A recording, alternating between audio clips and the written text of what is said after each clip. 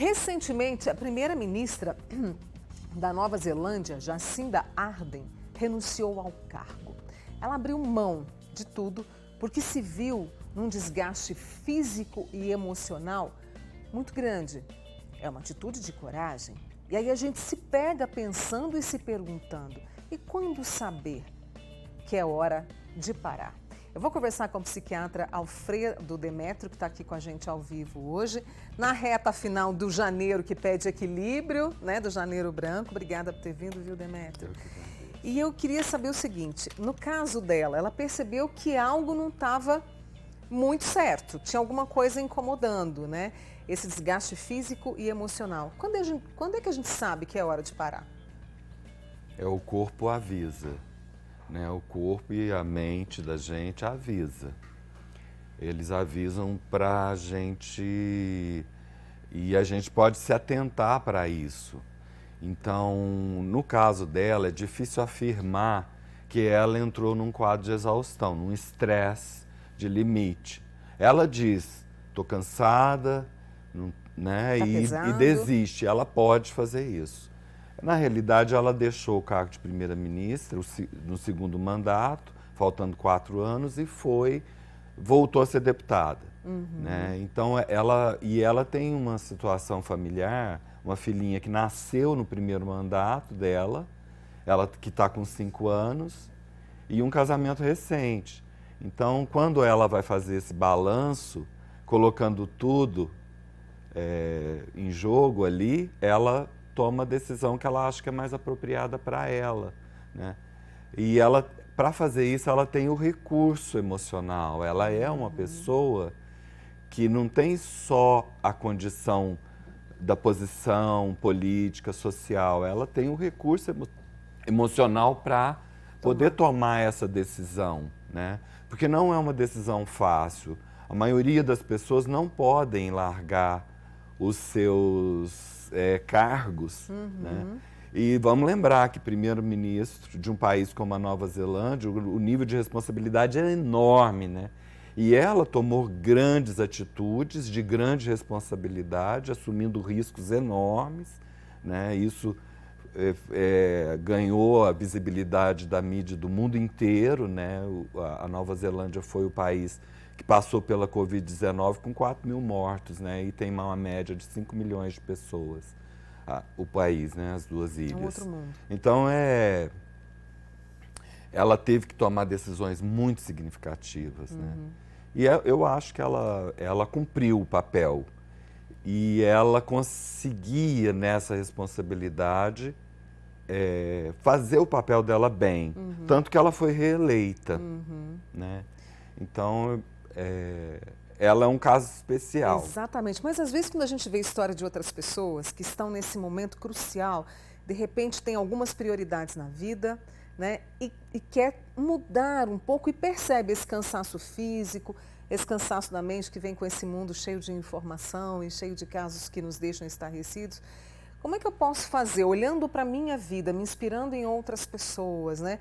Qual que é o passo? Você falou do recurso emocional, mas como é que eu posso fazer até para não cair numa depressão, para não ser vítima de um burnout? Então, a pessoa, o burnout é uma situação de esgotamento físico e mental relacionado ao trabalho. Então, nós falávamos, a ministra da Nova Zelândia pode fazer isso. Agora, as profissões que mais são solicitadas, será que as pessoas podem fazer isso? Então, quais são? Médicos, professores, talvez alguns sim, né? Porque são os jornalistas também. Tá?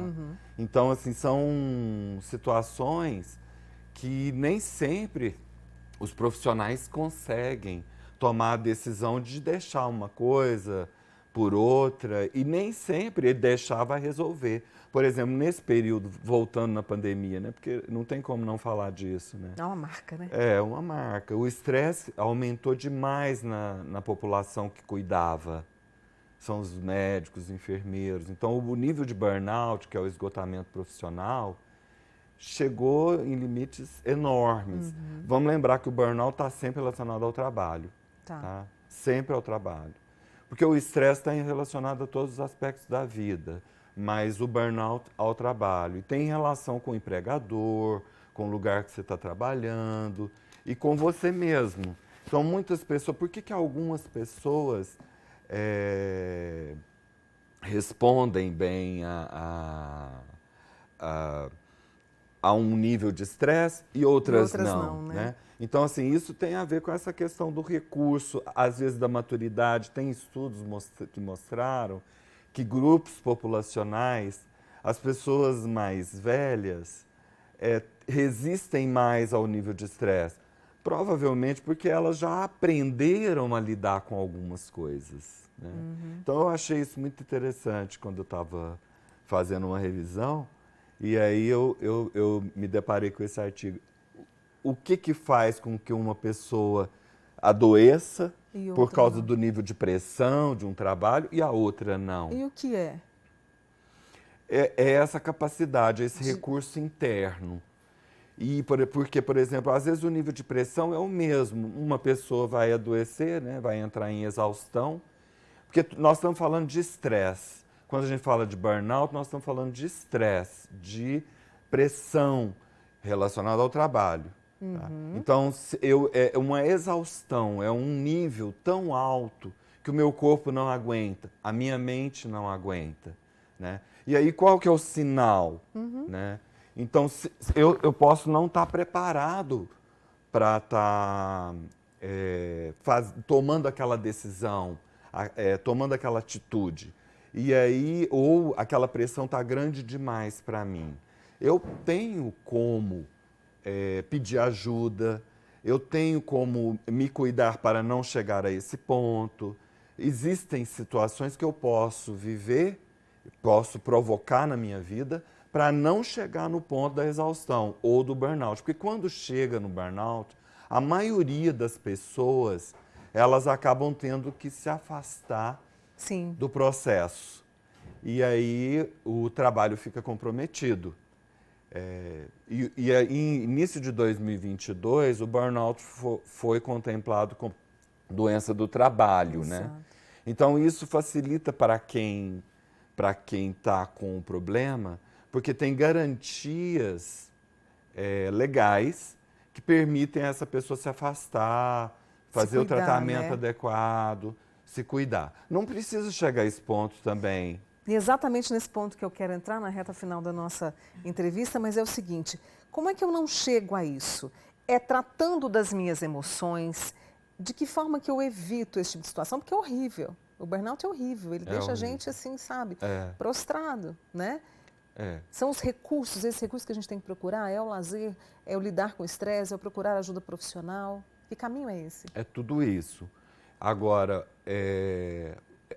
não esqueçamos que o burnout está falando de esgotamento.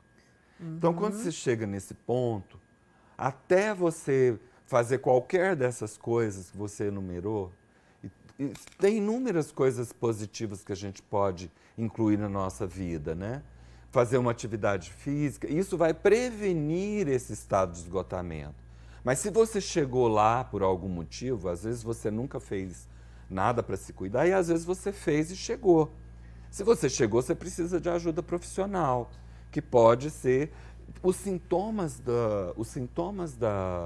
do burnout, eles se confundem com vários outros problemas de saúde física e mental. Né? Então, o sujeito pode estar entrando no burnout, nunca teve uma hipertensão e passa a ter uma hipertensão arterial. Né? Ele nunca teve um distúrbio de ansiedade, mas ele tem uma propensão, de repente ele está desenvolvendo um distúrbio de ansiedade. Então, o cuidado nessa hora, se eu chego lá, eu tenho que procurar os profissionais adequados. Psicólogos, fisioterapeutas, psiquiatras, todo o rol dos cuidadores que vão te ajudar a sair desse lugar. É possível sair desse lugar. E aquele que não chegou lá, então vamos cuidar. Já começa. Porque todos nós estamos correndo algum risco agora. Porque o nível de pressão é grande, a Covid-19, tem muitos estudos, né, da Covid-19, porque mudou a característica do processo de trabalho e toda vez que você tem que criar uma adaptação muito significativa, pode gerar um estresse maior do que devia. E aí, então é bom você se cuidar, se alimentar bem, fazer exercícios, às vezes uma psicoterapia, ter amigos. Exatamente. E como é segunda-feira, a gente sempre busca recomeçar na segunda. Eu acho que é uma tradição que a gente tem. Então, que a gente possa recomeçar esse cuidado, como bem disse aqui o Alfredo Demétrio, que é psiquiatra conosco aqui hoje falando sobre essa relação trabalho, saúde e qualidade de vida.